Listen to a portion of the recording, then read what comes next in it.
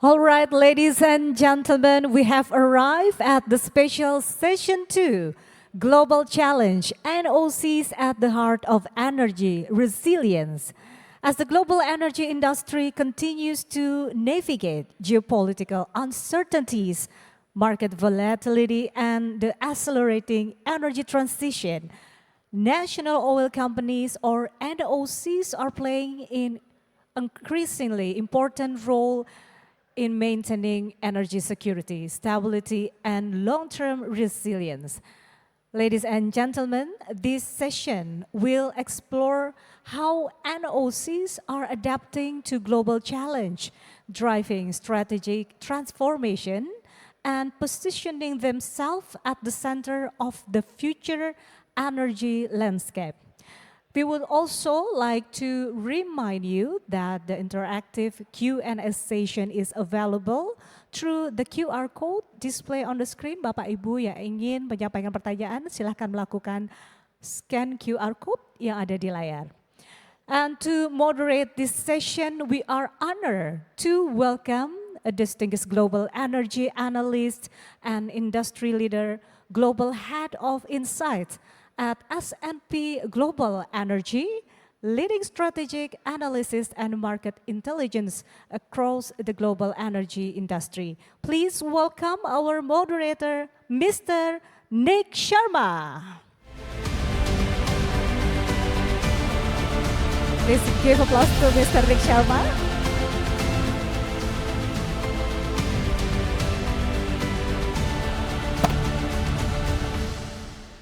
Right, good morning everyone and welcome to this session. So I'm going to give you a quick scene set and then we'll get Redhani and our colleague Oki. So what are we here for today? We're here to talk about national oil companies. The reality is national oil companies are operating in a much more demanding environment than ever before, right? Expectations have broadened, capital has to be more disciplined and far-reaching, and we're dealing with a much more complicated geopolitical and supply chain environment. So national oil companies are not being judged purely on volumes and growth, but they have to deliver reliable energy, affordable energy, and move at speed all at the same time. So we've got this session today to really bring two distinguished speakers to help me move this discussion forward. I'd like to briefly introduce them. Pak Oki Muraza, Deputy Vice President of Pertamina, and we've got Redhani Rahman, Vice President of International Assets for PETRONAS, two leading national oil companies.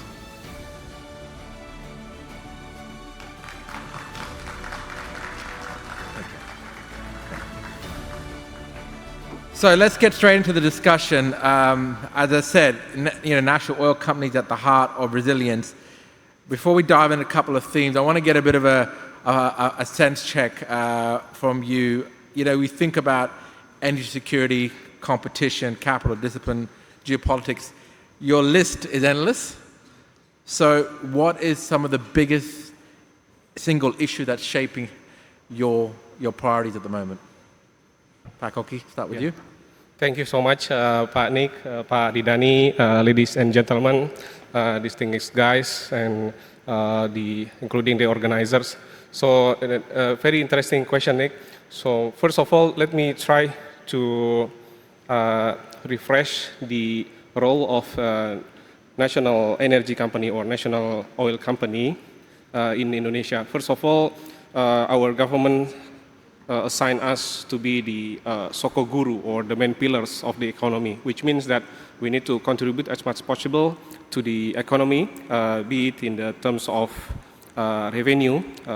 In the past, in the 70s, with the previous regulatory frameworks, we used to contribute maximum even above 60% to the income of the country.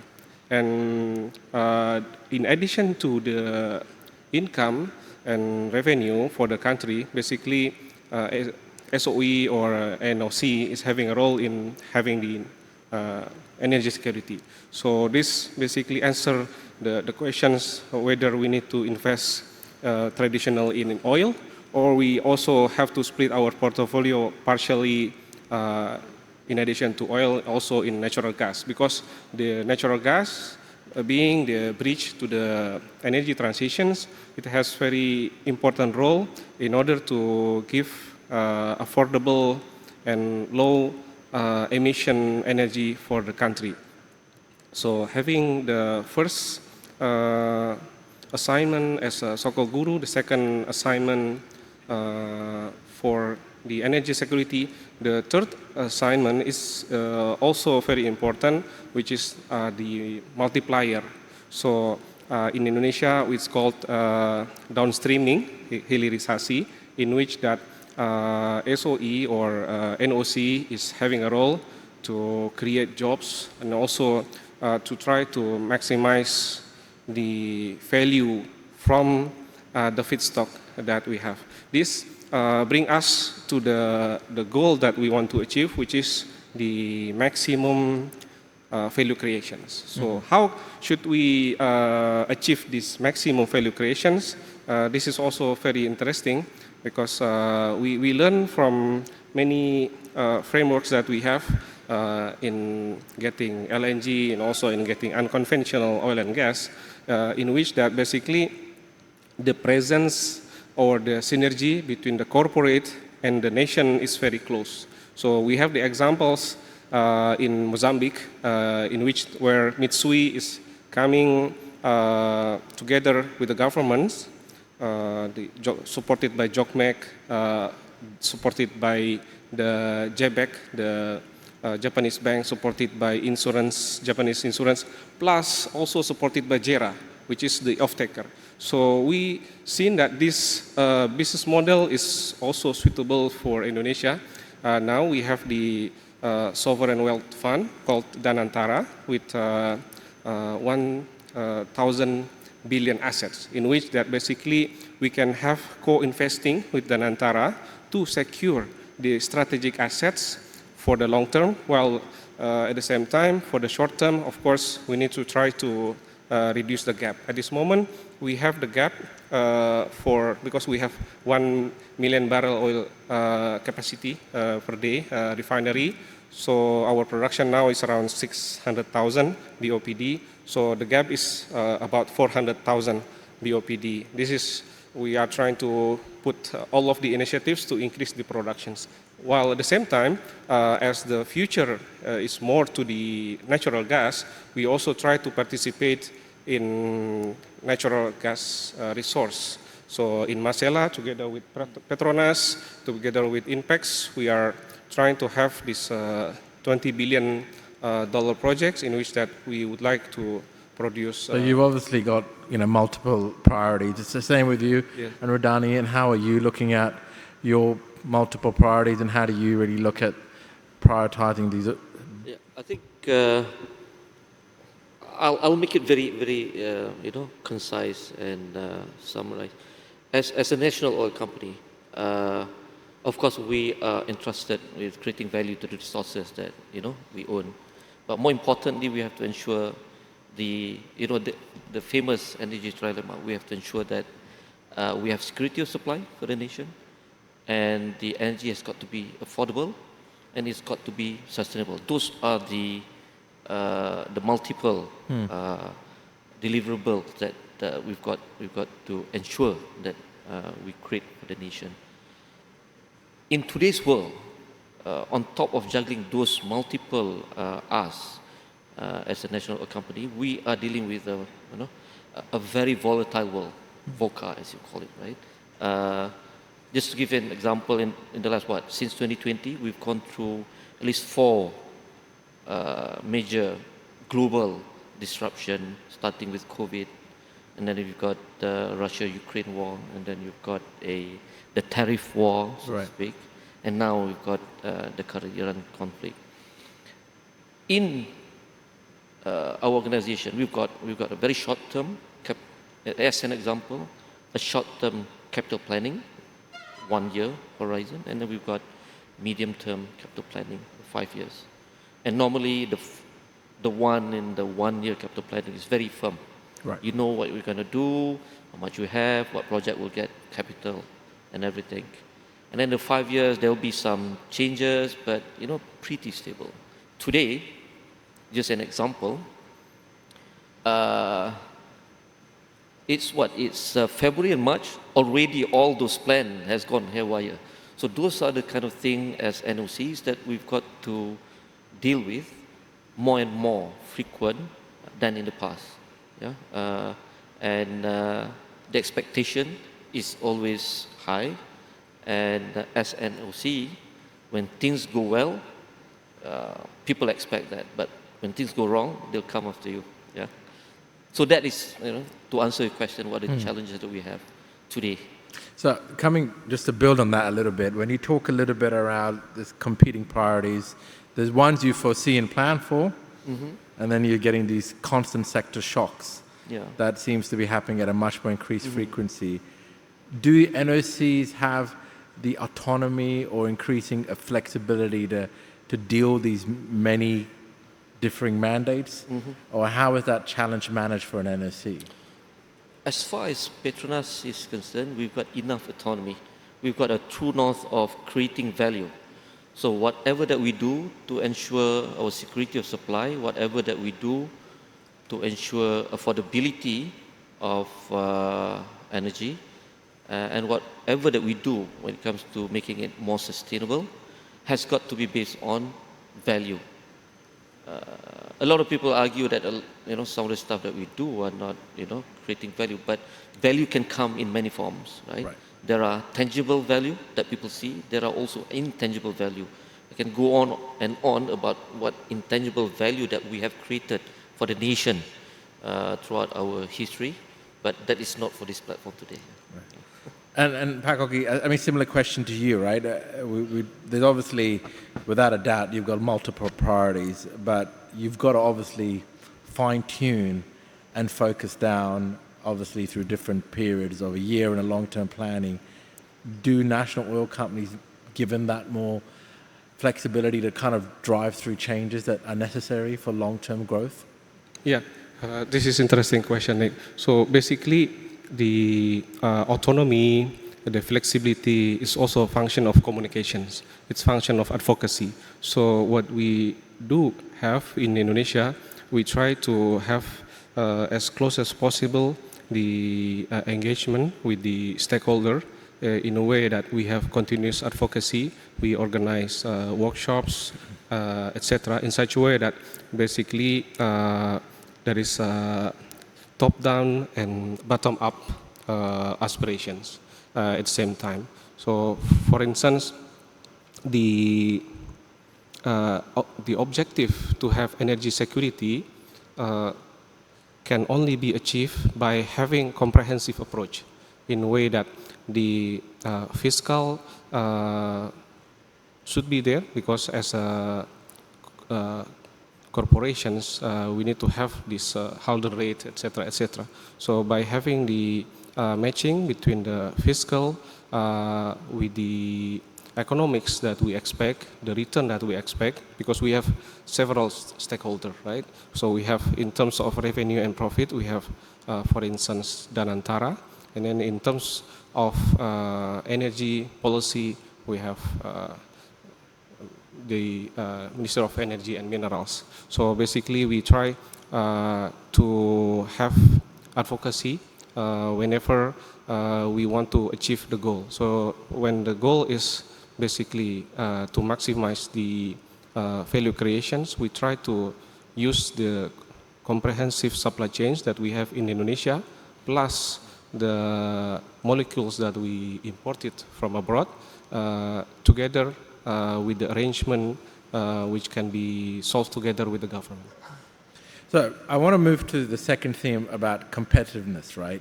We see national oil companies that were largely domestic champions growing further and further abroad, and clearly we've seen a lot more strategic partnerships between national oil companies and the majors and other large independents, both at home and abroad. So when we think about, capital partners, talent, what does it mean for national oil companies to really compete, right? Particularly as you look now beyond the home jurisdictions, and you really have to kind of create the value. Are the metrics for success the same? Start with you, yeah? Sorry. Got to direct. Okay, let's start with what we define as what competitive is, Yeah. right? For PETRONAS, when we talk about being competitive, we mean that we are able to generate superior return and value throughout the value chain that we participate in. And while doing that, stay resilient throughout all the volatility that the market is currently having. I mean, there are many factors, as you said, that would drive how competitive you are going to be. But we have, we want our capital to be most efficiently deployed. Right. That means whatever the best opportunity in our portfolio will get the capital to be deployed, right? And for us to be able to get, capital efficiency, our portfolio has got to be robust, right? Robust will provide you optionality. Robust will allow you to be a bit more flexible and agile. When things go wrong with one portfolio, you can quickly pivot, right? And for us to be able to do that, we need to be more agile, right? And for us to be more agile, there are a lot more things that we need to do. Yeah, our governance process has got to be lean. Yeah, we've got to leverage on things like AI to ensure that we allow decisions to be made a lot faster in this, like nowadays, where things change in a split second. So there are many things that we do, but above all, we want our capital deployment to be deployed to the best opportunity, meaning that we are efficient in deploying them. Most recently, you've heard about our effort or our joint venture with ENI that will allow the capital generating asset in Malaysia to be able to be deployed to the best opportunity that ENI is putting forward into the joint venture in Kutai Basin, for example. Right. That is one example where we think the capital that is generating by an asset best deployed to opportunity that would ensure sustainability and longevity of our business moving forward. And building on that for you, Pak Oki, when we think a little bit around the competitiveness, we've seen, Pertamina becoming more and more active domestically, but we've also seen the international growth in your portfolio. How do you balance both aspects and make sure you're competing in both areas effectively? Yeah. So basically, the competitiveness has to do with several things, including the partnerships, access to partner, access to technology, access to have advocacy on regulatory frameworks, etc. So basically, for the domestic market, we try to maximize the value chains that we have. So fortunately, Pertamina is an integrated energy company from upstream, midstream, until downstream. So for many developments, we think that we have the competitive edge for monetizing the resources. For instance, if we are talking about natural gas, for instance, Pak Redhani, we have history in Aceh and Bontang, so in Sumatra and in Kalimantan, in which that we have already facilities. So by having the facilities, by having the manpower, which are already mastering, because this natural gas monetization is not new for Pertamina. This is back until to 1970, where we have the first FAC with ExxonMobil in Arun. So we have basically infrastructure, then we have the talents, and then we have, to some extent, we will continuously giving advocacy for regulatory frameworks, and the rest is basically we do not see the partnerships. We see partnership positively in a way that it's reducing the risk.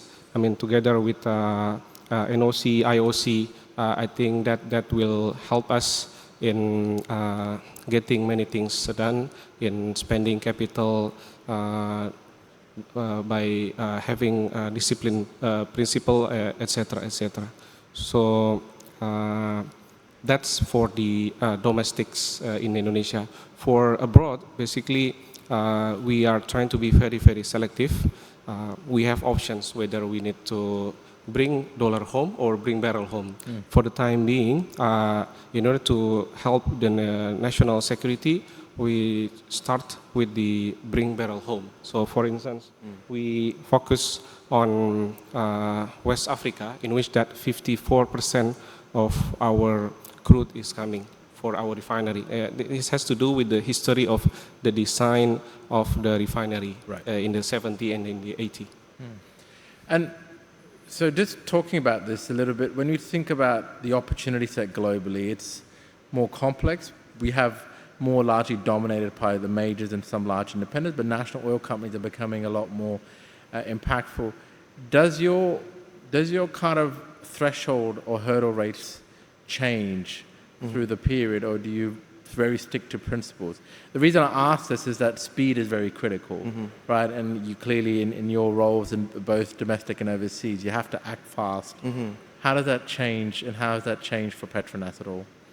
I think in terms of commercial hurdle rate, right, it doesn't change much. The only factor that would impact our hurdle rate would be the surface risk of each of the country that we are into. Right. But on the basis, we have a uniform commercial hurdle that we have for all the project, so that will allow healthy competition between the portfolio that we have back home as well as the portfolio that we have internationally. And of course, this will be normalized by what we call country risk profile that will apply to any countries that we come in. So by doing that, you know that you are being the most capital efficient. There will be no opportunity that will get undue advantage over the other. Right. Yeah? So as you probably can discern now, that we put a lot of emphasis on our capital being efficiently deployed in wherever that we do, in wherever that we go. And from yourself, I mean, there's a different twist of the question when we think a little bit around host governments. You're obviously trying to partner with home here and internationally. Do they see the role of a national oil companies expanding internationally, and how do they understand your kind of value to the story and what you can bring? Yeah, from our experience, the engagement between two governments, G2G, is also very helpful these days. So between Indonesia, Malaysia, Indonesia, with Algeria, and then also with so many other countries where we have the presence, basically we try to be with the governments together, having the G2G, which is coupled with the B2B. So far, this is very helpful. So I would like to elaborate a bit on your questions.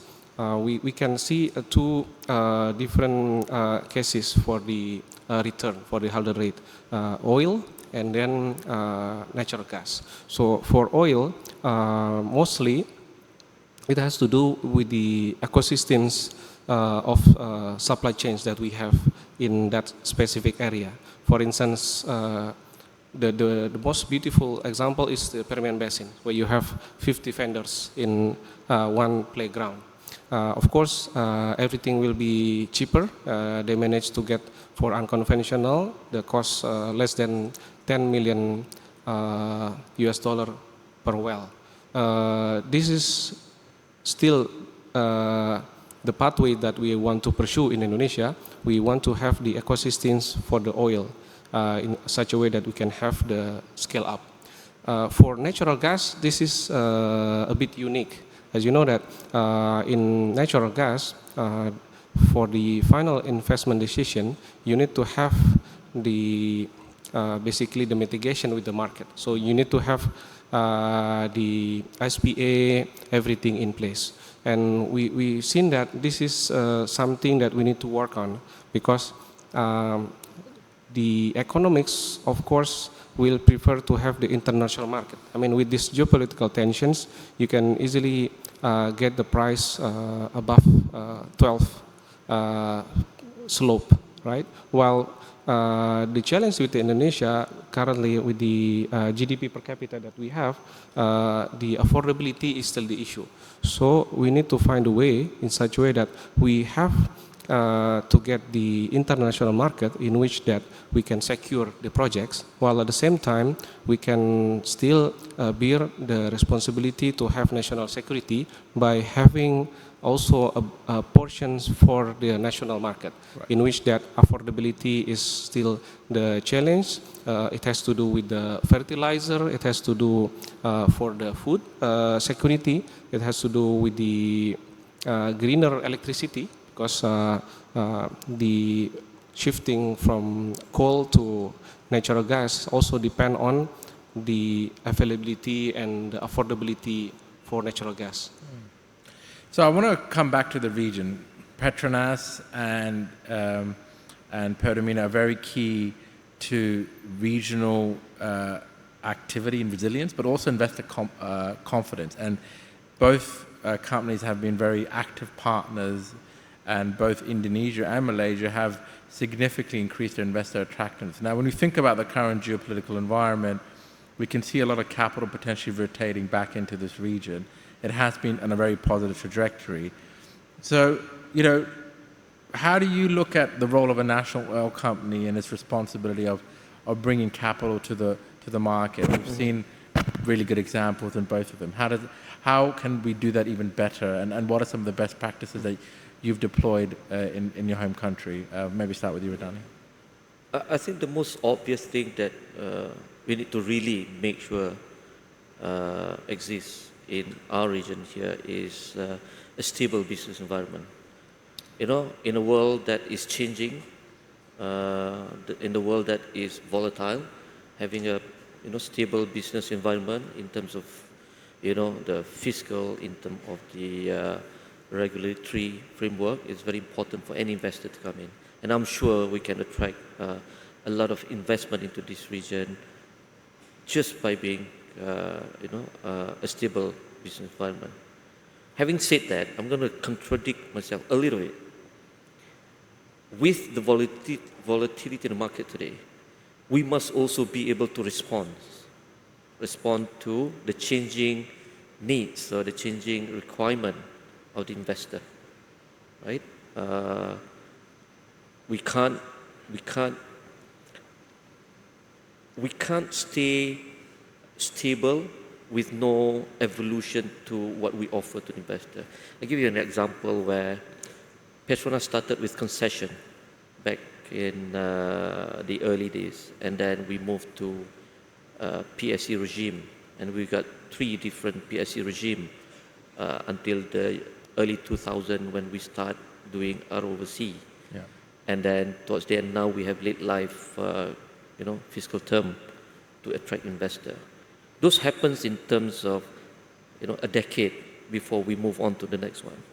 That change has got to be a lot more frequent in intervals nowadays.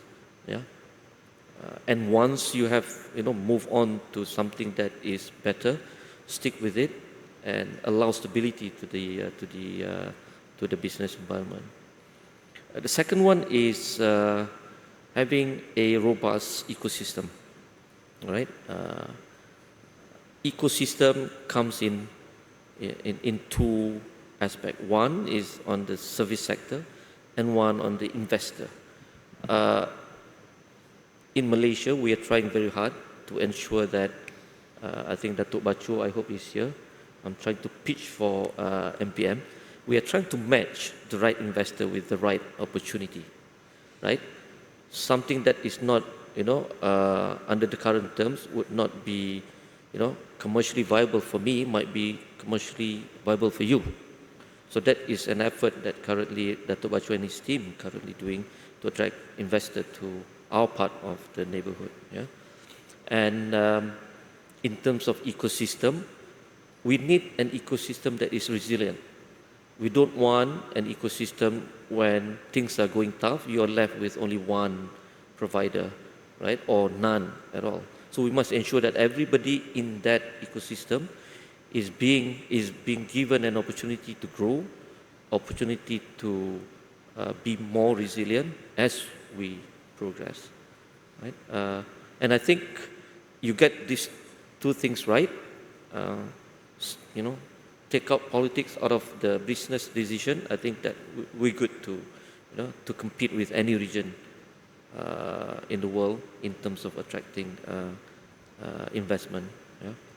This is, stating the obvious that, the subsurface has got to be, attractive enough. Yeah. Very important words. Building on that for yourself? Yes. So I would like to start with the current geopolitical tension, in which that ASEAN is basically a favorable place to have investment, because now we start to have the choke points in our dictionary, right? So ASEAN, then some parts of Africa and Latin America are basically the best place for investment, in which that we do not have the choke point. That's the geography. Second is about the market, because anywhere in BD, business development, we need to start with the market. And we have enough people, the demand is here, 50% of the energy growth is coming from this area. And the third one is the condition that we have, it's safe for investment. So far, there is no conflicts in the past 50 years. And the next one is basically the strong support from the regulatory, from the stakeholders, because as you can see that some countries with the very high populations, they are still on the path to increase their GDP per capita. So Indonesia has a dream to be the developed country as well, in which that basically the key is the multiplier. So you will see there is a tremendous support from the stakeholder, the regulator, to ensure that we have good flow of capital to the ASEAN. Well, time has actually gone past very quickly, but first I'd like to kind of thank our panelists and Redhani and Pak Oki. But, I think in that 30 minutes we unpacked some pretty important takeaways. I think one is clearly the role of a national oil company is multifaceted, but the only way you'll ultimately succeed is if you put value as a determining factor to all your decision making, because in a more volatile world, it will push you through some of the shocks that we see unfortunately happening on a much more frequent basis. The second aspect clearly is around how they look at partnerships, both from a domestic and international perspective. National oil companies are going to be much more aggressive, both at home and abroad, but they can't do that without partnerships. And the third, I think, which has come through across IPA this week, is that capital is going to rotate into this region. This is going to be the demand center, and some of the points here on stability, creating the right framework that's fit for purpose for the investors, will ensure that not only will national oil companies succeed here, but all the partners and investors will succeed too. So thank you so much for your time today, and thank you for joining us before lunch today. Thank you, everyone.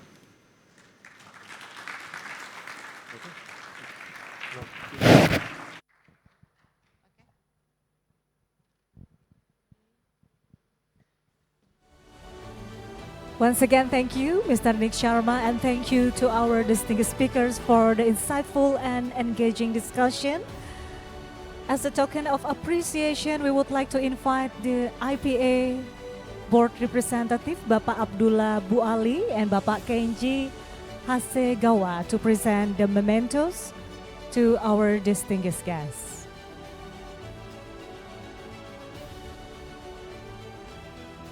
Bapak Kenji Hasegawa to present the mementos to our distinguished speakers. Ladies and gentlemen, another round of applause please to our speakers and moderator. Bapak Nick Sharma, thank you.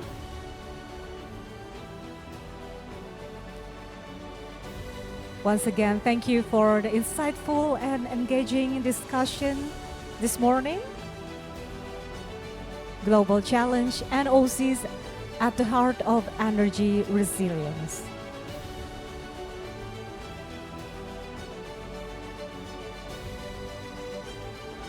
Please stand together on center stage to commemorate this moment. Smile to the camera in 3, 2, 1. Once again, in 3, 2, 1. Okay, thank you, ladies and gentlemen. Another round of applause to our speakers. And now, you may return to your seats. Thank you. Ladies and gentlemen, this concludes special session 2 of the 50th IPA Convention and Exhibition 2026. But we have another great session in the plenary later on. Thank you for your participation and engagement throughout today's session. For your information, our next agenda will resume at 1:15 p.m. with the signing session on energy transition and CCS topic, followed by plenary session 2 at 1:30 p.m. local time sharp with the theme energy transition at the crossroad, urgency, reality, and the road ahead. And for all delegates, lunch will be served at Hall 1 from 12 p.m. until 1 p.m. We kindly inform for those who use the interpretation devices, please kindly ask you to please return them before leaving the room. Thank you for your kind cooperation. We look forward to welcoming you back for the afternoon program. Thank you and enjoy your break. Wassalamualaikum warahmatullahi wabarakatuh.